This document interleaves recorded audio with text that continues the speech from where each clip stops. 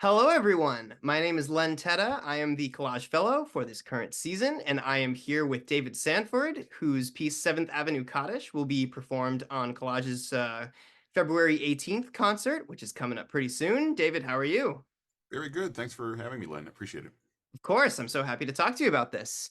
So first of all, I'd just like to ask about this piece's genesis, its inspiration, what its concerns are, anything you'd like a listener to keep in mind upon hearing it. Oh, be glad to. 2002, Matt Heimovitz was working on his Anthem 50 States tour where he was playing solo cello.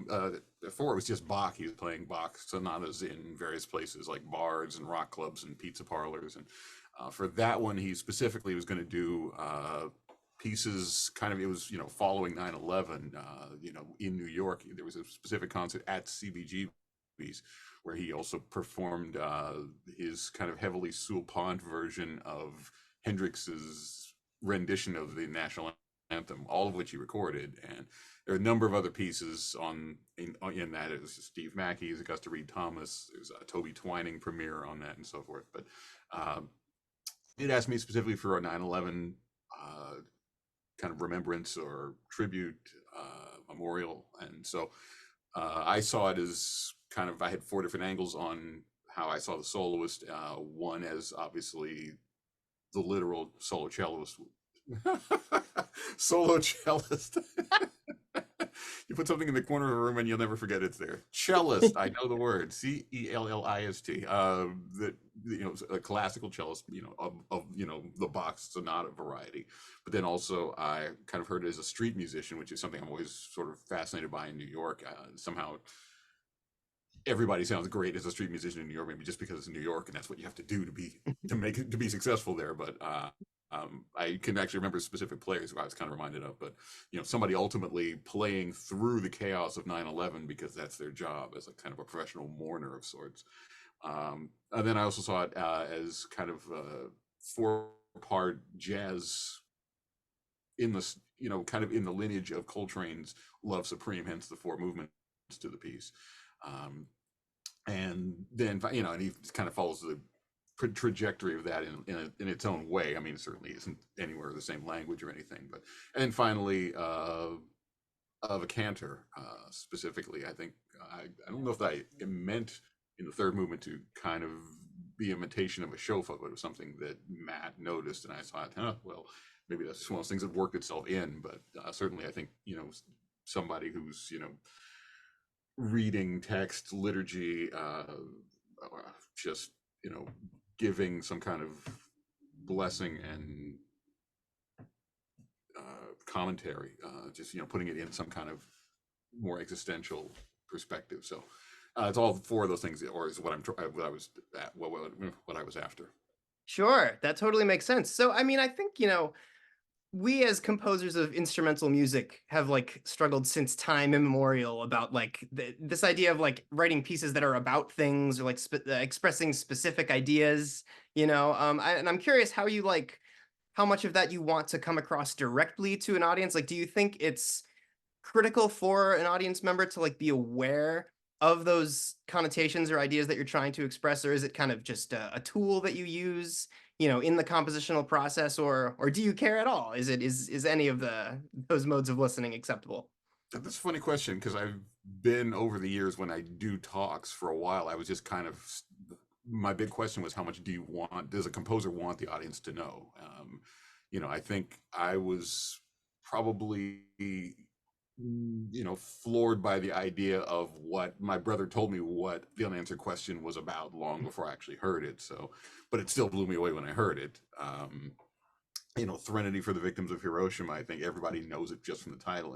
Would you want the title to be there specifically? And I think in this case, through most of it, I kind of wanted you to be sort of hanging in with it.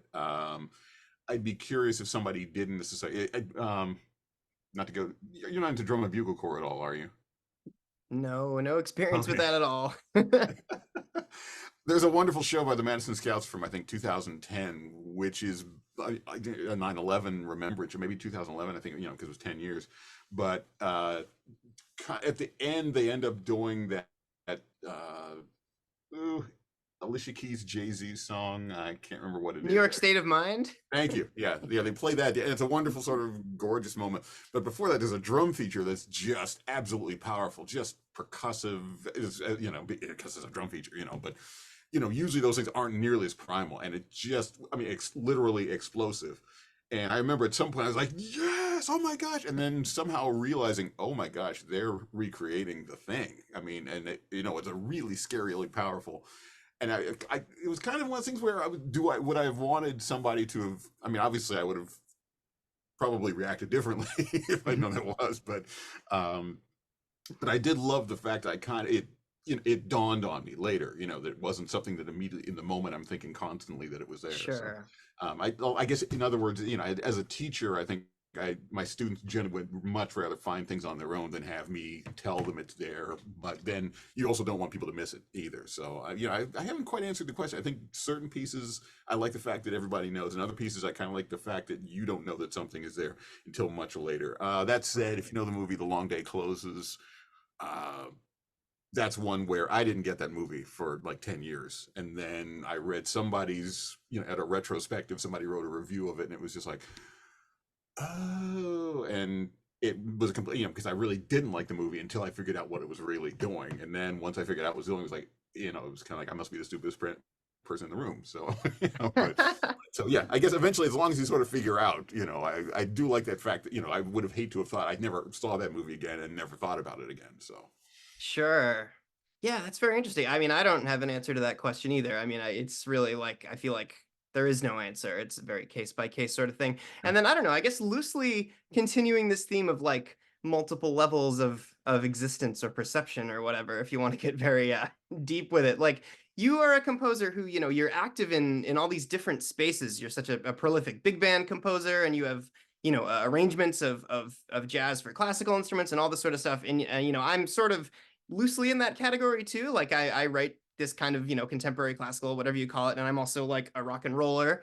I play in bands and write rock songs and stuff. And I wonder The if, Alex Chilton poster back there. yes. Oh, I'm so happy you recognize that. Yeah. That was made for me by a friend of mine for my birthday, actually. Ah, Yeah, very special artist to me. But so I wonder if you ever feel like your kind of musical self or your musical persona is like partitioned, and if like how that sort of the different musical vernaculars that exist within you and in your work, like if you are more focused on sort of finding common ground or like exploiting the way that they can rub together, or how that manifests for you. I kind of think of them all together, and I do love specifically works that cross into each other. Blues in A minor that I arranged for, the cello. It's just a duet, that one.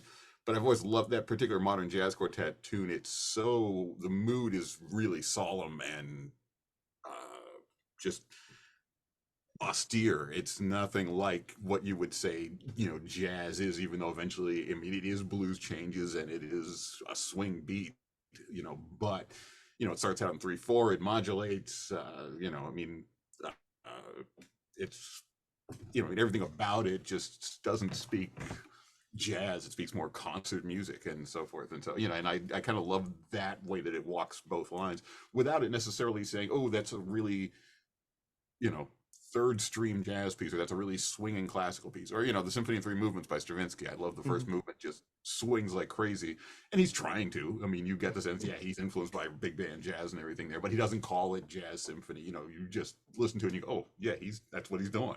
So I do love those things that kind of cross over, and I think for me, I've never been shy about working something in. I